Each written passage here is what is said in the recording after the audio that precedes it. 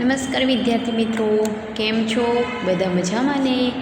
તો ચાલો વિદ્યાર્થી મિત્રો, આજે આપણે ધોરણ 3 વિષય છે હિન્દી, પાઠ છે 28. પાઠનું નામ છે ગોપાલ કૃષ્ણ ગોખલે. તો વિદ્યાર્થી મિત્રો, આપણે અગાઉના પાઠમાં આપણે જોઈ ગયા કે બગીચા. હવે આપણે ગોપાલ કૃષ્ણ ગોખલે વિશે આજે આ પાઠનો અભ્યાસ કરીશું. તો વિદ્યાર્થી મિત્રો, જુઓ અહીંયા તમારી પાઠ્યપુસ્તક ચોપડીમાં જુઓ, ગોપાલ કૃષ્ણ ગોખલેનો અહીંયા સરસ મજાનો ચિત્ર આપ્યું છે.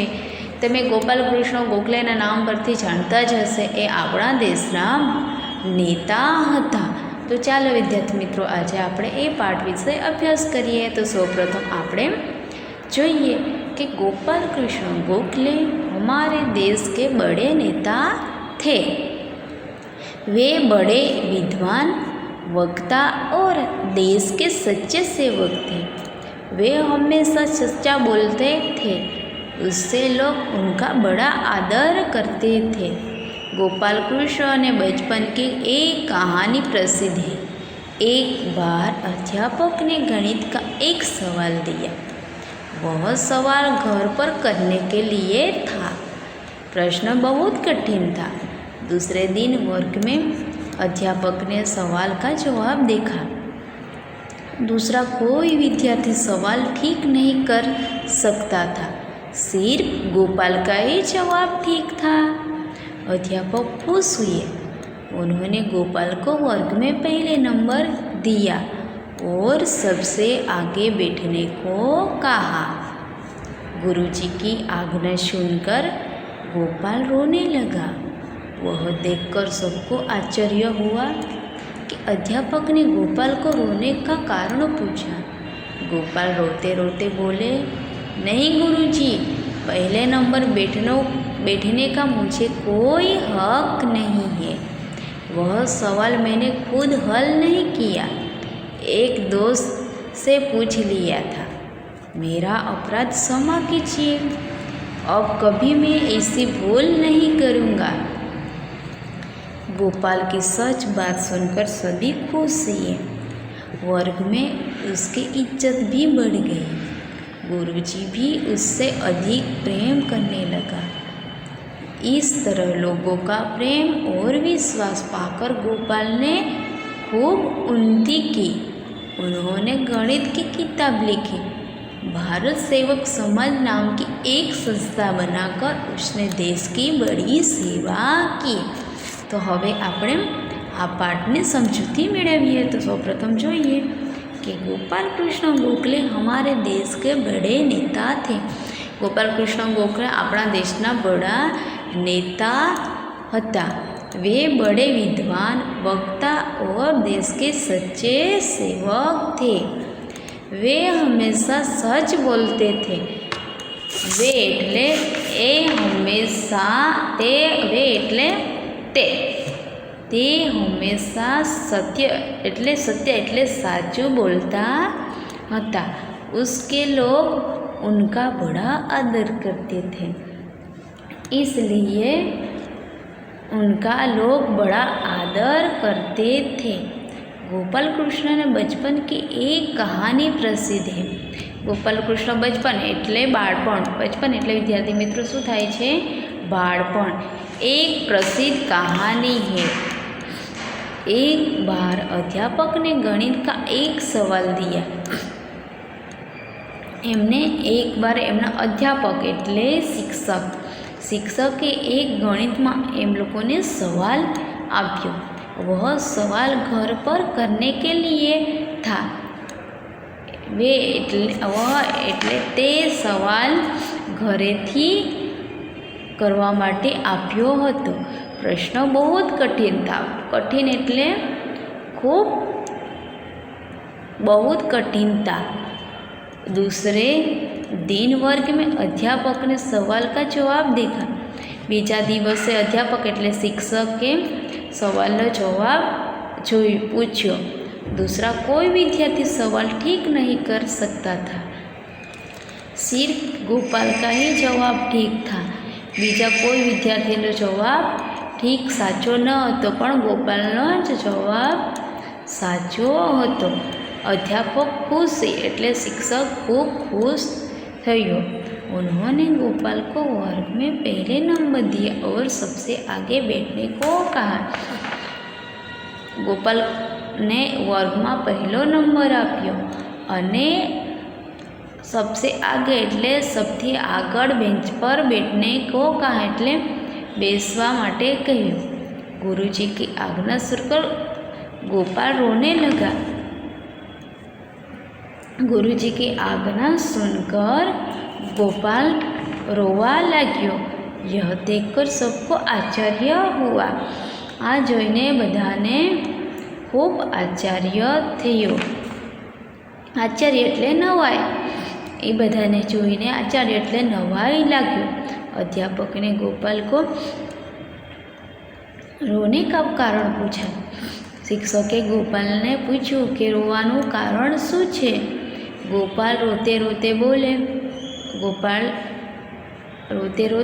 नहीं गुरुजी, पहले नंबर बैठने का मुझे कोई हक नहीं है। कहे छे कि गुरुजी अध्यापक मारे पहला नंबर पर बैठना को कोई हक नहीं है।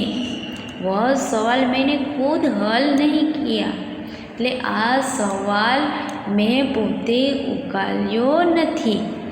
કહે છે કે यह सवाल मैंने खुद हल नहीं किया। કહે છે આ સવાલ મેં પોતે ઉકેલ્યો નથી। એક દોસ્તે પૂછ लिया था, એટલે એક દોસ્ત એટલે એમના મિત્રને એમણે પૂછ્યો હતો। मेरा अपराध क्षमा कीजिए, એટલે મારો ભૂલ क्षमा करो। अब कभी मैं ऐसी भूल नहीं करूँगा। एम कहे छे कि हवे पछी हूँ कोई दिवस आवी भूल नहीं करीश। गोपाल की सच बात सुनकर सभी खुश हैं।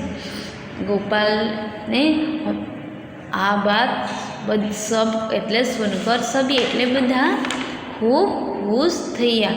वर्ग में उसकी इज्जत भी बढ़ गई। इज्जत एटले आबरू।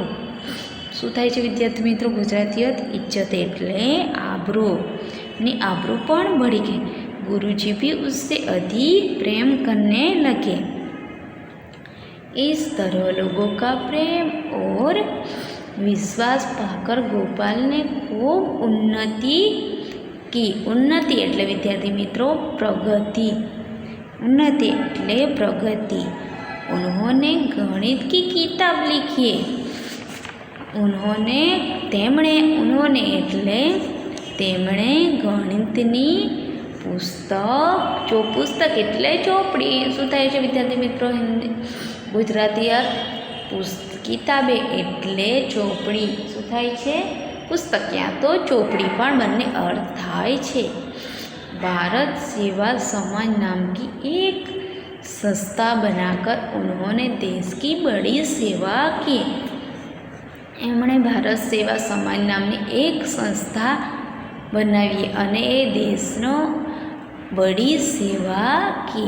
तो विद्यार्थी मित्रों अहींया आपणो गोपाल कृष्ण गोखले विषे आपणे पाठनो अभ्यास करी लीधो छे। तो हवे आपणे एमना पछी जोईए एमनो स्वाध्याय।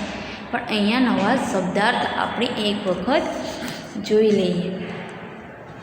बचपन एटले गुजराती अर्थ थाय छे बाळपण। शुं थाय छे विद्यार्थी मित्रों? बचपन एटले बाळपण। सवाल एटले प्रश्न। शुं थाय छे? सवाल एटले प्रश्न।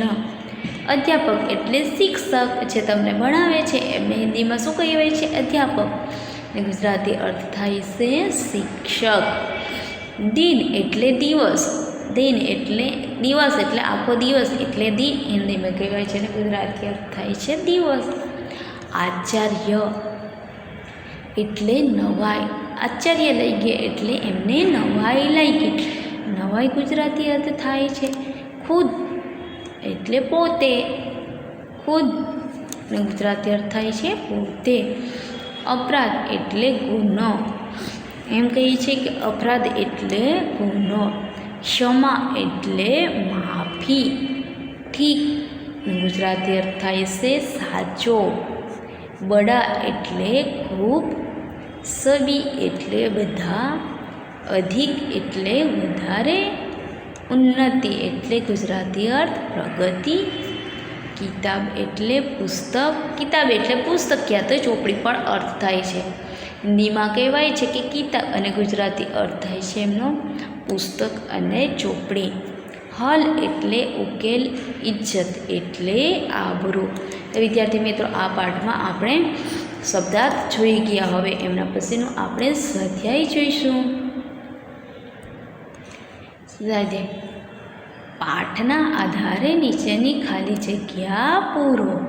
તો પહેલી ખાલી જગ્યા આપણે જોઈએ कि गोपाल कृष्ण गोखले हमारे देश के बड़े खाली जग्या थे. શું કહ્યું છે વિદ્યાર્થી મિત્રો પહેલી ખાલી જગ્યામાં કે ગોપાલ કૃષ્ણ ગોખલે હમારે દેશ કે બડે ખાલી જગ્યા થે. શું તે બડે? નેતા. શું જવાબમાં આવશે ખાલી જગ્યામાં? નેતા. તો આપણે ફરીથી ખાલી જગ્યા એક વખત વાંચીએ. ગોપાલ કૃષ્ણ ગોખલે હમારે દેશ કે બડે નેતા થે. તો તમારે ખાલી જગ્યામાં લખવાનું છે નેતા. ત્યાર પછી બીજી ખાલી જગ્યા જોઈએ. लोग उनका बड़ा खाली जगह कर